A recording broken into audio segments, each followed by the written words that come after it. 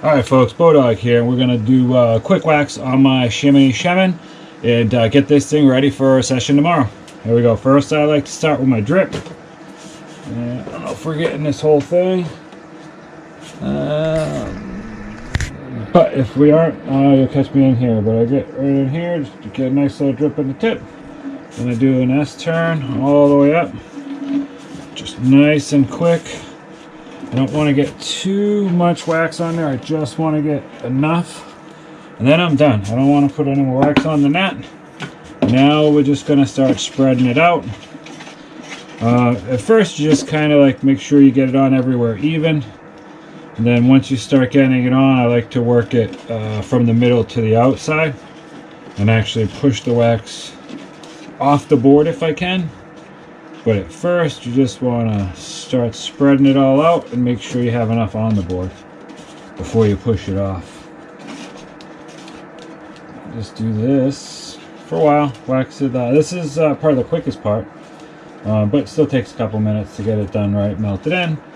And then like I said, I like to push the wax off the side of the board as much as I can, because the makes the next part of the process a little bit easier, because the more wax you leave on, the more wax you gotta scrape off. But then like this spot's thin, so it also helps because you can pull the wax from the middle and stretch it out to the outside here. See that? Now it's making it work. So when you put it on thin, sometimes you just gotta kind of find it and make sure you're moving it all around, because it definitely spreads a lot further than you think. And while you're spreading it out, you're also getting some more heat on the base, which is helping it to sink in a little bit deeper.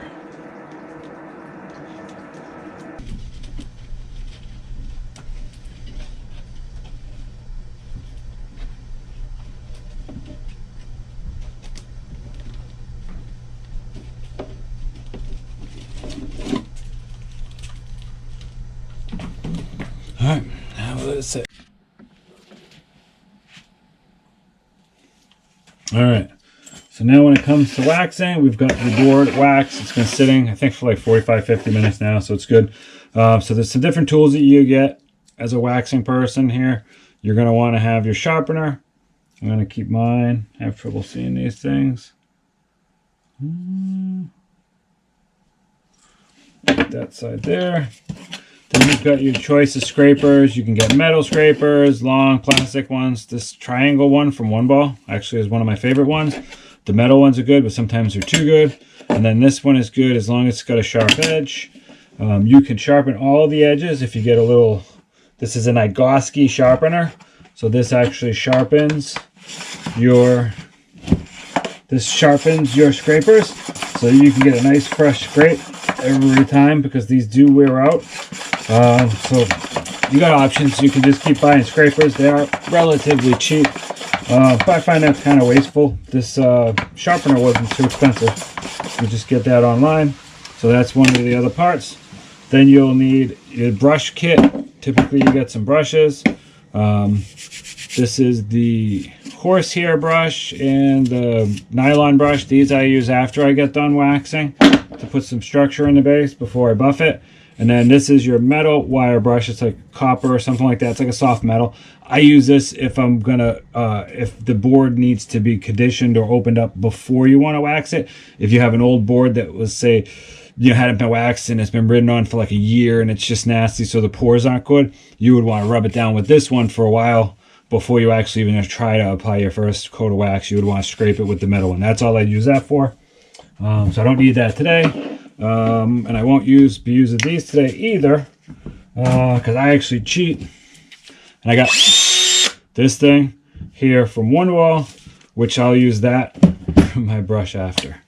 So first things first, I like to get the wax off of the outside edge that I put on, because I did put that there. This One Ball thing has this little, if you see that little groove in there, it's perfect for when you want to get these edges right here. So you can just get that nice and clean, because you don't want to like mess up your sharpener by getting all this gunk in it. So you want to have a nice clean edge to work with there. I'm not going to sharpen. I never sharpen anything on a swallowtail. I won't sharpen anything outside this bend. So it's going to be here. So here will get sharpened. I actually dull this out. That's what they call detuning it. But you actually get a stone, which is another good thing to have. You get a stone like this, and you use a stone on the front, and you just kind of detune the engine. And that makes it a little bit more forgiving and a little less catchy, and it just makes it like just float over the snow so smooth for you, which is nice. So get rid of this, all of that here. This one's not going good, so flip it over. Sometimes you catch a bad side, you got to flip it over and do it again. Obviously, you can see that worked a little bit better, but still there's another strip through. There we go. All right. Let's try this one and see what happens. Good with having all these other things. You get a lot of options.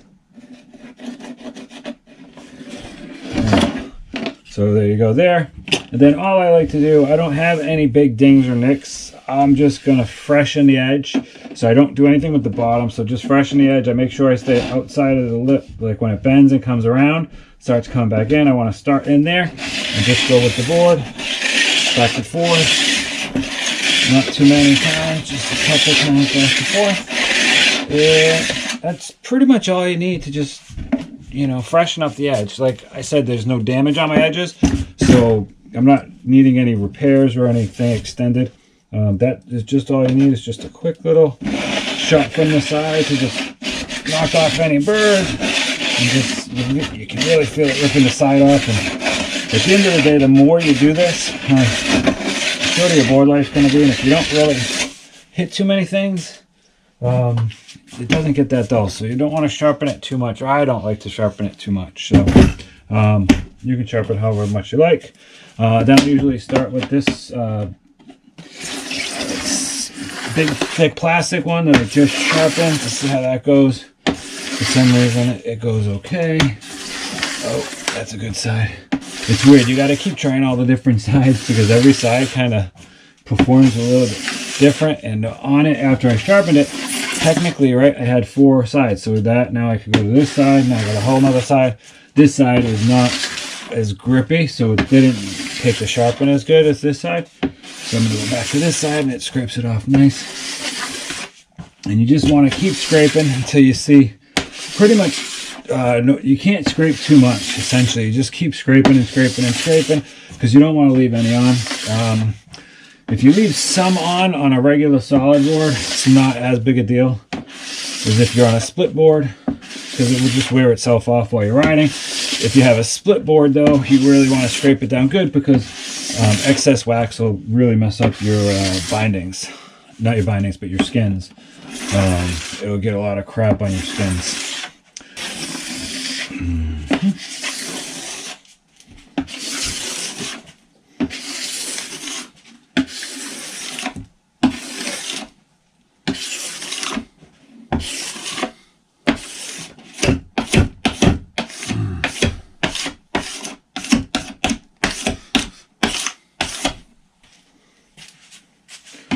And the reason I sharpen the edges is you really want to know your conditions. Tomorrow, I fully expect it to be a little icy in the morning because I'm going to be headed up before they open, so they won't have a chance to grow.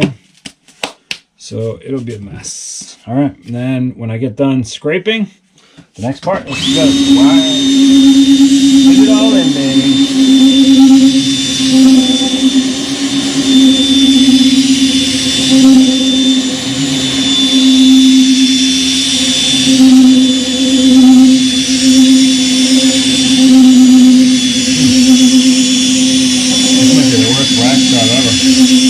Has been a mess ever since I did that handle wax trick, so it did work good on the base, but it's I don't know, this has been weird ever since that.